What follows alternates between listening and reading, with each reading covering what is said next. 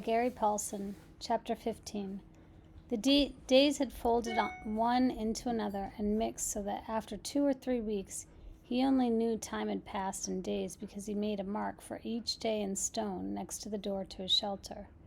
Real time he measured in events. A day was nothing, not a thing to remember. It was just sun coming up, sun going down, some light in the middle. But events were burned into his memory. And so he used them to remember time, to know and to remember what had happened, to keep a mental journal. There had been the day of first meet. That had been a day that had started like the rest, up after the sun, clean the camp and make sure there was enough wood for another night. But it was a long time of eating fish and looking for berries. And he craved more food, heavier food, deeper food. He craved meat. He thought in the night now of meat, thought of his mother's cooking a roast or dreamed of turkey. And one night he awakened before he had put wood on the fire with his mouth making saliva and the taste of pork chops in his mouth. So real, and all a dream. But it left him intent on getting meat. He'd been working farther and farther out for wood, sometimes now going nearly a quarter of a mile away from camp for wood. And he saw many small animals.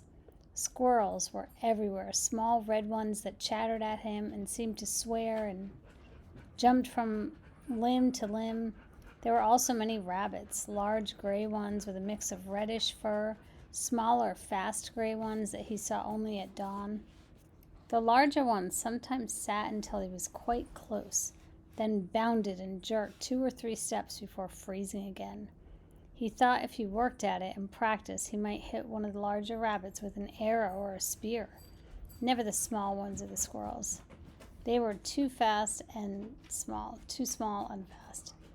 Then there were the fool birds. They exasperated him to the point where they were close to driving him insane.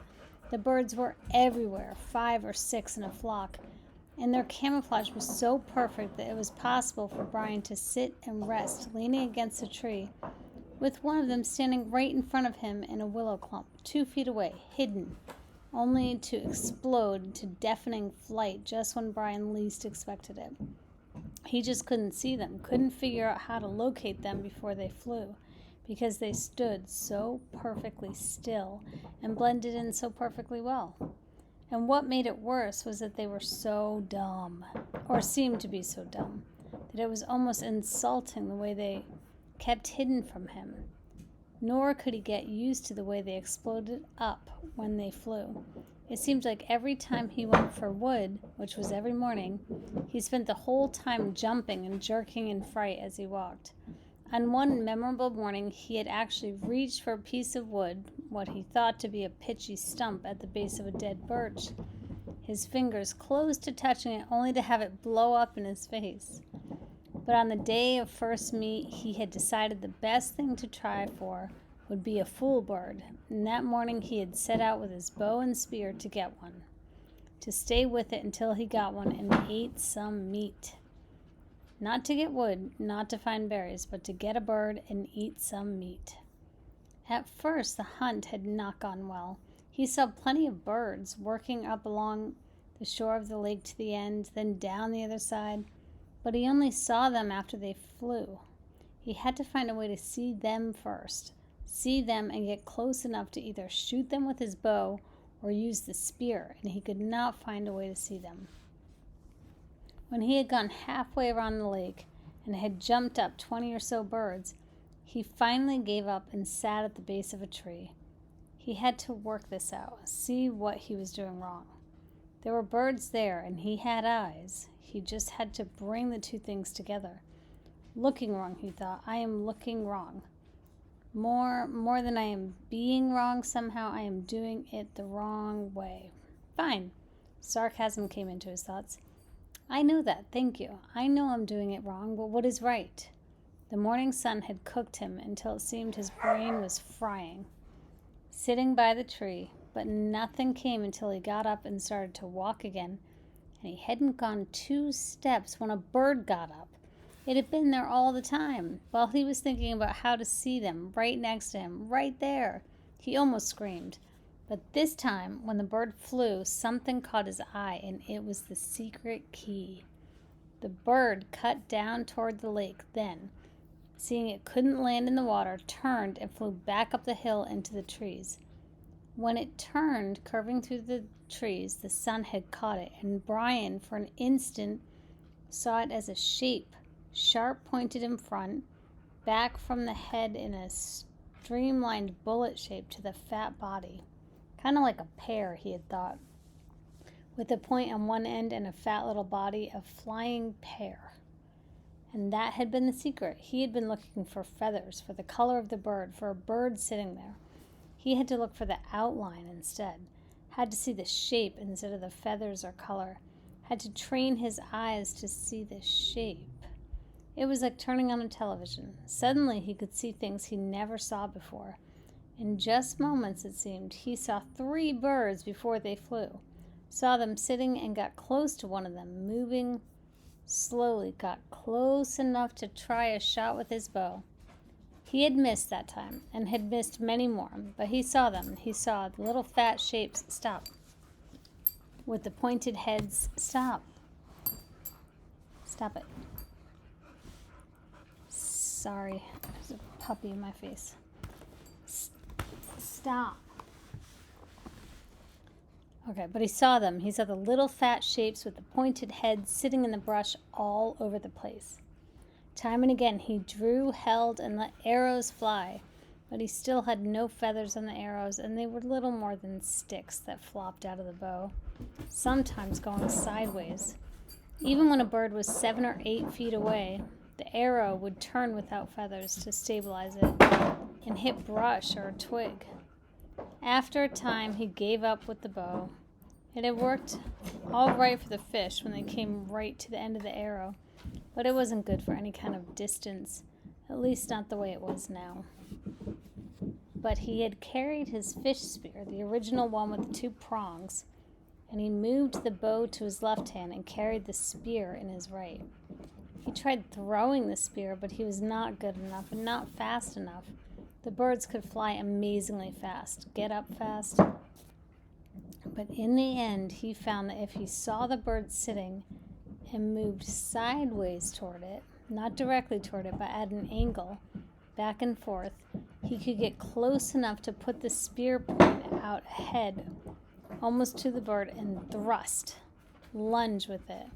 He came close twice, and then down along the lake, not far from the beaver house, he got his first meat. The bird had sat and he had lunged, and the 2 points took the bird back down into the ground and killed it almost instantly.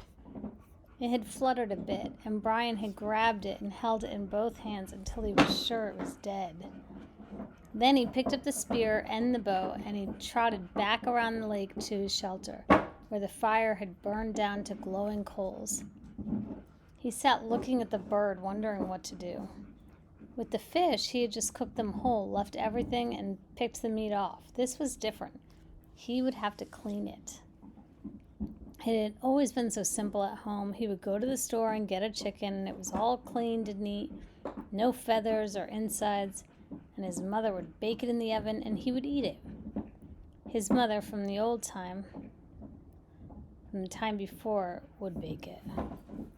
Now he had the bird, but he had never cleaned one, never taken the insides out or gotten rid of the feathers, and he didn't know where to start. But he wanted the meat, had to have the meat, and that drove him.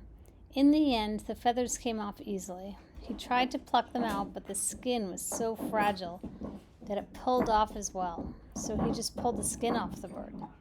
Like peeling an orange, he thought, sort of. Except that when the skin was gone, the insides fell out the back end. He was immediately caught in a cloud of raw odor, a kind of steamy dung odor that came up the greasy coil of insides that fell from the bird. And he nearly threw up. But there was something else to the smell as well. Some kind of richness that went with his hunger and that overcame the sick smell. Ugh. He quickly cut off the neck with his hatchet, cut the feet off the same way, and in his hand he held something like a small chicken with a dark, fat, thick breast and small legs. He set it up on sticks on the shelter wall and took the feathers and insides down to the water to his fish pond. The fish would eat them, or eat what they could, and the feeding action would bring more fish. On second thought, he took out the wing and tail feathers, which were stiff and long and pretty, banded and speckled in browns and grays and light reds. There might be some use for them, he thought. Maybe work them onto the arrows somehow. The rest he threw in the water, saw the small round fish begin tearing at it, and washed his hands. Back at the shelter, the flies were on the meat and he brushed them off. It was amazing how fast they came, but when he built up the fire and the smoke increased, the flies almost magically disappeared. He pushed a pointed stick through the bird and held it over the fire. The fire was too hot. The flames hit the fat and the bird almost ignited. He held it higher, but the heat was worse, and finally he moved it to the side a bit, and there it seemed to cook properly. Except that it only cooked on one side and all the juice dripped off. He had to rotate it slowly, and that was hard to do with his hands, so he found a forked stick and stuck it in the sand to put his cooking stick on. He turned it, and in this way he found a proper method to cook the bird. In minutes the outside was cooked, and the odor that came up was almost the same as the odor when his mother baked chicken in the oven. And he didn't think he could stand it, but when he tried to pull a piece of the breast meat off, the meat was still raw inside. Patience, he thought. So much of this was patience, waiting and thinking and doing things just right. So much of all of this, so much of living, all living, was patience and thinking. He settled back, turning the bird slowly, letting the juices go back into the meat, letting it cook and smell and cook. And there came a time when it didn't matter if the meat was done or not. It was black on the outside and hard and hot, and he would eat it. He tore a piece from the breast, a sliver of meat, and put it in his mouth and chewed as slowly and carefully as he could to get all the taste. And he thought, never in all the food, all the hamburgers and malts, all the fries or meals at home, never in all the candy or pies or cakes, never in all the roasts or steaks or pizzas, never in all the submarine sandwiches, never had he tasted anything as fine as that first bite, first meat.